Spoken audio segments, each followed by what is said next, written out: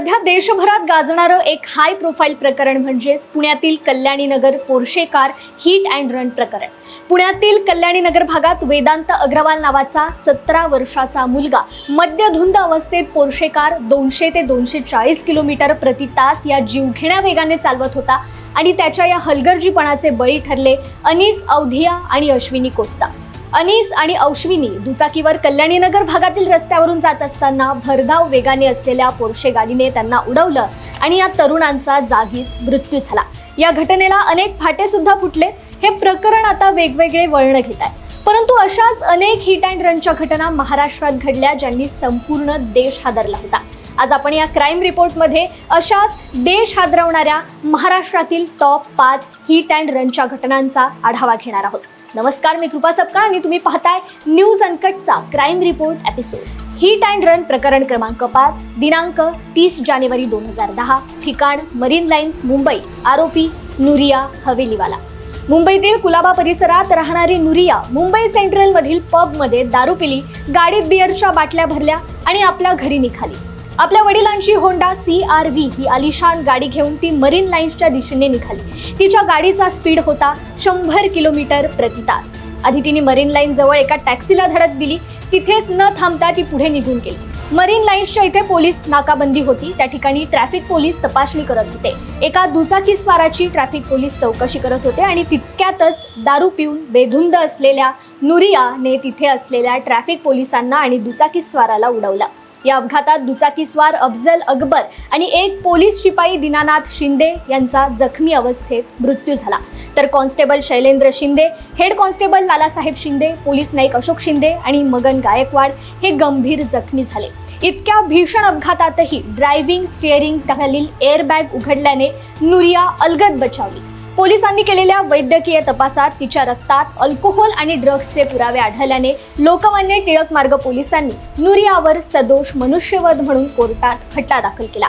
तिला 5 वर्षांची कोठडी सुनावण्यात आली, पण 60 दिवसांच्या कालावधीत आरोपपत्र दाखल करण्यात पोलिसांना अपयश आल्याने एप्रिल 2010 मध्ये नुरियाला जामीन मंजूर करण्यात आला।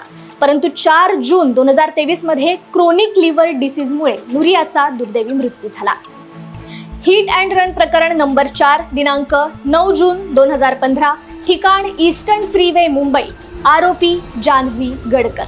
पेशाने वकील असलेली जान्हवी गडकर मध्यरात्री 1:30च्या सुमारास मद्यपान करून गाडी चालवत होती।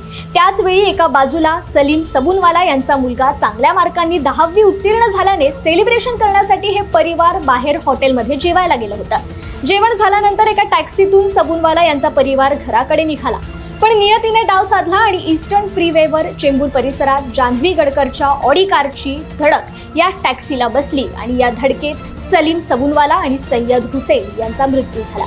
त्यानंतर पोलिसांनी जान्हवीला अटक केली होती। सुमारे 58 दिवस ती तुरुंगात होती, पण 6 ऑगस्ट 2015 ला तिला जामीन मिळाला आणि ती अजूनही या जामिनावर बाहेर असून कोर्टात हा खटला अजूनही चालू आहे। हिट अँड रन प्रकरण नंबर 3, दिनांक 28 सप्टेंबर 2002, ठिकाण वांद्रे मुंबई, आरोपी सलमान खान। बॉलिवूडचा भाईजान सलमान खान आणि कमल खान हे सलमान खानच्या घरातून त्यांच्या लँड क्रुझर गाडीतून एका बारमध्ये जातात। त्यानंतर ते तिथून JW मॅरियट हॉटेलमध्ये जातात। सलमान खानचे अंगरक्षक रवींद्र पाटील हे सुद्धा त्यांच्यासोबत होते। तेव्हा रवींद्र पाटील याने दिलेल्या जबाबीवर सलमान खान मद्यधुंद अवस्थेत गाडी चालवत होता। JW मॅरियट हॉटेलमधून निघाल्यावर सलमान खान याने दारूच्या नशेत वांद्र्यातील अमेरिकन बेकरी जवळील फुटपाथवर झोपलेल्या 4 लोकांच्या अंगावर गाडी घालून त्यांना चिरडलं। यात एकाचा मृत्यू झाला, तर 3 गंभीर जखमी झाले। सलमानला पोलिसांनी अटक केली, पण चौकशीमध्ये मात्र सलमान खानने त्याचा ड्रायव्हर गाडी चालवत असल्याचं सांगितलं आणि ड्रायव्हरने देखील ते मान्य केलं। मात्र नंतर तपासात हा ड्रायव्हर खोटं बोलत असल्याचं सिद्ध झालं। पण कहाणीमध्ये ट्विस्ट असा आला की या घटनेचा मूळ साक्षीदार रवींद्र पाटील यानंतर बऱ्याच वेळा बेपत्ता झाला आणि शेवटी त्याचं TB आजाराने निधन झालं। सत्र न्यायालयाने 5 वर्षाची शिक्षा सलमान खानला सुनावली होती। त्याविरोधात सलमान खानने उच्च न्यायालयात याचिका दाखल केली आणि यानंतर पुराव्याअभावी 2015 मध्ये त्याची केसमधून निर्दोष सुटका झाली। परंतु सुप्रीम कोर्टात अजूनही या प्रकरणाचा खटला चालू आहे। हिट अँड रन प्रकरण नंबर 2, दिनांक 12 नोव्हेंबर 2006, ठिकाण कार्टर रोड, वांद्रे मुंबई, आरोपी ॲलिस्टर परेरा। एका रिअल इस्टेट डेव्हलपरचा मुलगा ॲलिस्टर परेरा हा एका पंचतारांकित हॉटेलमधून पार्टी करून आपल्या 4 मित्रांसोबत घरी जात होता. मध्यरात्री 3:45 ते 4च्या दरम्यान परेरा त्याची टोयोटा कोरोला कार घेऊन वांद्रेतील कार्टर रोडवरून जात होता. दारूच्या नशेत असल्यामुळे त्याचं गाडीवरचं नियंत्रण सुटलं आणि त्याने कार्टर रोडच्या फुटपाथावर झोपलेल्या बांधकाम मजुरांच्या अंगावर गाडी घालून त्यांना चिरडला. या अपघातात 7 जणांचा मृत्यू झाला तर 8 जण गंभीर जखमी झाले. त्यानंतर सत्र न्यायालयाने या प्रकरणी परेराला दोषी ठरवून त्याला 6 महिन्यांची शिक्षा सुनावली.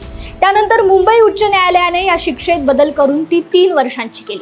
मात्र परेराने या निर्णयाला सर्वोच्च न्यायालयात आव्हान दिलं, पण सर्वोच्च न्यायालयाने त्याची ही शिक्षा कायम ठेवली आणि मग 2007 मध्ये परेराला सर्वोच्च न्यायालयाकडून जामीन मिळाला. आणि यानंतर हिट अँड रन प्रकरण नंबर 1, दिनांक 25 जानेवारी 2012, ठिकाण स्वारगेट पुणे, आरोपी संतोष माने. पुण्यात राज्य परिवहन बस चालक संतोष माने यांनी सकाळी स्वारगेट डेपो मधली एक बस आपल्या ताब्यात घेतली आणि भर रस्त्यात तो कोणाच्याही जीवाची पर्वा न करता बेफाम बस चालवत होता. रस्त्यावरील अनेक दुचाकी, 4 चाकी वाहने आणि पादचाऱ्यांना तो उडवत जात होता. स्थानिक रहिवासी आणि पोलिसांनी त्याला थांबवण्यापूर्वी तोपर्यंत संतोष मानेने गोळीबार मैदान, भवानी पेठ, गुलटेकडी, सातारा रोड आणि सिंहगड रस्ता ओलांडून 15 किलोमीटरचा प्रवास केला होता. या भयंकर घटनेत रस्त्याच्या कडेला असलेल्या 25 वाहनांचा चक्काचूर झाला. 37 जण गंभीर जखमी झाले तर तब्बल 9 जणांचा बळी गेला. या प्रकरणी शिवाजीनगर कोर्टात वर्षभर खटला चालला होता आणि त्यानंतर 8 एप्रिल 2013 रोजी संतोष मानेला फाशीची शिक्षा सुनावण्यात आली होती. पण 2019 मध्ये मात्र त्याची फाशीची शिक्षा जन्मठेपेत बदलली गेली. जर संतोष माने हे प्रकरण सोडलं तर बाकी वेदांत अग्रवाल, नुरिया हवेलीवाला, जान्हवी गडकर, सलमान खान आणि ॲलिस्टर परेरा ही हिट अँड रनची प्रकरणे आपण बघितली तर यात एक गोष्ट कॉमन आहे, ड्रिंक अँड ड्राईव्ह. दारूच्या नशेत स्वतः मजा करून दुसऱ्यांच्या आयुष्याचा खेळ करणारे हे गुन्हे होते. या सर्व प्रकरणांमध्ये बळी गेला तो निष्पाप लोकांचा आणि आरोपी मात्र त्यांचं आयुष्य नीट जगतायत.